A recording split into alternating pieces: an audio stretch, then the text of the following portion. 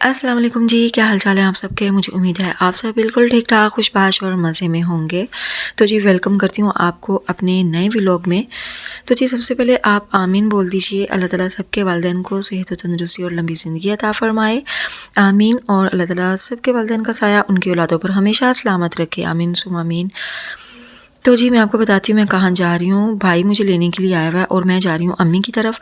और मेरी एक बहुत प्यारी सी भाभी बनी हुई है, तो उनके मैं छोटे बेटे को अपने साथ लेके जा रही हूँ क्योंकि वापसी पर रात हो जाएगी, तो इसलिए मैंने सोचा कि चलो किसी का साथ होना ज़रूरी है और मैं उसको साथ लेके जा रही हूँ। और हाकिम वगैरह स्कूल गया हुआ है, आज इसकी छुट्टी थी, तो मैंने सोचा कि हाकिम की छुट्टी करवाने की बजाय ये है कि इस बच्चे को साथ ले जाती हूँ। तो हुसनैन को मैं साथ लेके जा रही हूँ और बस हम घर से निकल चुके हैं और इस वक्त जो है दोपहर के 1 बज रहे हैं। जब हम घर से निकले तो फिर बाहर जो है ना थोड़ा सा मौसम इस तरह का लग रहा था कि हल्की हल्की धूप निकलेगी, तो रास्ते में जो है ना वो धूप निकल आई थी। और सर्दी तो वैसे बहुत ज़्यादा है लेकिन धूप का कुछ पता ही नहीं चल रहा था क्योंकि हल्की हल्की धूप निकली हुई थी। आपको नज़र आ रहा होगा कि धुंध जो है वो अभी भी नज़र आ रही है। धूप का कोई जो है ना पता ही नहीं चल रहा कि धूप निकली हुई है या नहीं। तो जी यहाँ से हम जाएंगे अम्मी की तरफ और फिर अम्मी को पिक करेंगे वहाँ से और फिर जाएंगे हॉस्पिटल। अच्छा जी आपको मैं ये भी बता दूँ कि हॉस्पिटल क्यों जाना है। एक तो ये है कि मेरी अम्मी हार्ट पेशेंट है, दूसरा ये है कि अम्मी को शुगर भी है। तो उसके साथ अब अम्मी को जो दूसरा तीसरा मसला हो गया ना, वो मोरों का मसला हो गया है। उसकी वजह से अम्मी तकरीबन कोई 17-18 दिन पहले ना अम्मी की तबीयत बहुत ज़्यादा ख़राब हो गई थी, तो अम्मी से करवट भी नहीं ली जाती थी, वॉशरूम तक नहीं जा सक रही थी। तो उनकी तबीयत इतनी ख़राब थी, फिर हम यहाँ पर एक गुर की हॉस्पिटल है लाहौर में, तो हम वहाँ पर लेके गए। तो उन्होंने फिर जो है ना कहा था कि आप इंजेक्शन लगवाएं। तो कमर में एक इंजेक्शन लगवाया, तो उसके बाद जो है अम्मी अब माशाल्लाह से बेटर हैं और अब दोबारा चेकअप के लिए जा रहे थे। अच्छा यहाँ पर मैं आपको बताती चलूँ कि भाई ने अपनी बेटी को लेना था। ये मेरी क्यूट सी भांजी है और आज ये हमारी वजह से लेट हो गई क्योंकि मैं काफ़ी लेट हो चुकी थी। घर से हम काफ़ी लेट निकले थे, तो इसको छुट्टी हो जाती है तकरीबन 1:20 पे। तो आज ये लेट हो गई थी, तो अपने बाबा का वेट कर रही थी कि कब मुझे बाबा लेने के लिए आएंगे। तो खैर वजीहा को भी पिक कर लिया था और अब हम घर पहुंच गए हैं।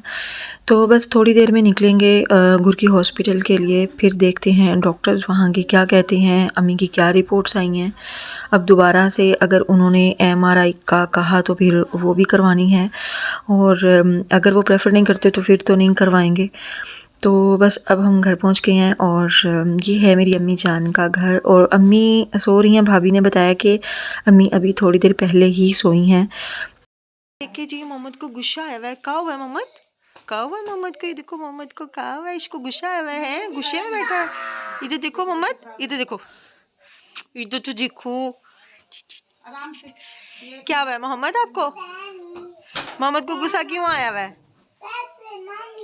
मोहम्मद इधर देखो। अच्छा मोहम्मद को इतना गुस्सा आ जाता है जब उसके बाबा घर पे आते हैं और उसको ना उठाएं तो फिर उसे बहुत ज़्यादा गुस्सा आता है। वो ऐसे मुंह बना के दिखाता है और ऐसे नाराज़ होता है कि मैं अब आपसे नाराज़ हो गया हूँ, मुझे गोद में उठाओगे, मुझे बाहर लेके जाओगे तो तब भी मैं मानूंगा। तो अब आप उसका गुस्सा चेक करें कैसा गुस्सा था, ऐसे नाराज़ होकर बैठा रहता है। फिर तो अब्बू मेरे काम पे गए हुए हैं, अब्बू ड्यूटी करते हैं, तो अब्बू काम पे गए हुए हैं और यहाँ पर चाय भाभी ने बना दी हुई है। तो अब चाय वगैरह पी के तो फिर चलते हैं हॉस्पिटल की तरफ। अम्मी जान उठ गई हैं और भाभी ने अम्मी को खाना वगैरह दे दिया है। अब अम्मी खाना खा रही हैं, तो खाना वगैरह खा लें तो फिर उसके बाद जो है ना चेकअप के लिए जाएंगे। जैसे माँ बाप कहते हैं कि औलाद घर की रौनक होते हैं, तो इसी तरह से औलाद के लिए माँ बाप घर की बहुत बड़ी रौनक होते हैं।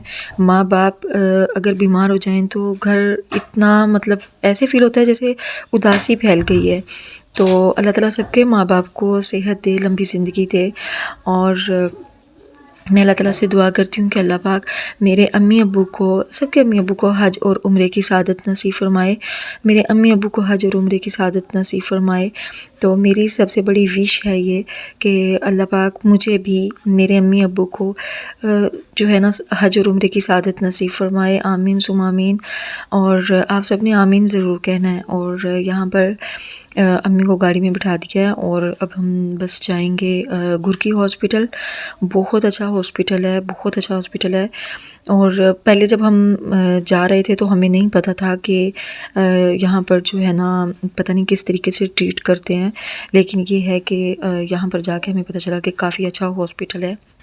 तो जी अब हम पहुँच गए हैं हॉस्पिटल और यहाँ पर अम्मी का थोड़ा सा अबाया गंदा हो गया था। तो अम्मी मेरी इस मामले में बहुत ज़्यादा केयर करती हैं।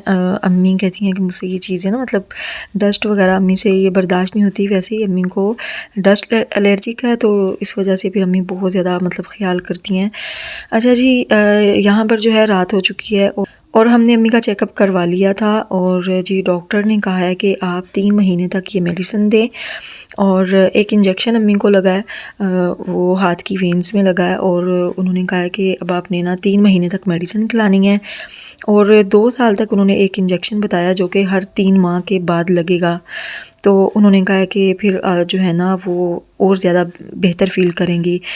खुदा ना खास्ता अगर मेडिसिन से जो है इम्प्रूवमेंट नहीं आती तो फिर डॉक्टर ऑपरेट का कहेंगे, ऑपरेट रिकमेंड करेंगे। लेकिन ये है कि अम्मी बिल्कुल नहीं चाहती कि उनका ऑपरेट हो। वैसे भी अम्मी हार्ट पेशेंट है, इसलिए तो आप सबने मेरी अम्मी के लिए बहुत सारी दुआ करनी है कि इस मेडिसिन से अम्मी को आराम आ जाए। और बस अब दूसरे डॉक्टर से भी मेडिसिन ले लिया और अब हम घर जा रहे हैं। मैं अपने घर चली जाऊंगी और अम्मी और भाई अपने मतलब घर चले जाएंगे। तो ये थी आज की वीडियो। अगर अच्छी लगी तो लाइक कर दीजिए, मेरे चैनल को सब्सक्राइब कर दीजिए। मिलते हैं नेक्स्ट वीडियो में, तब तक के लिए ढेर सारा ख्याल रखें अपना। अल्लाह हाफिज़।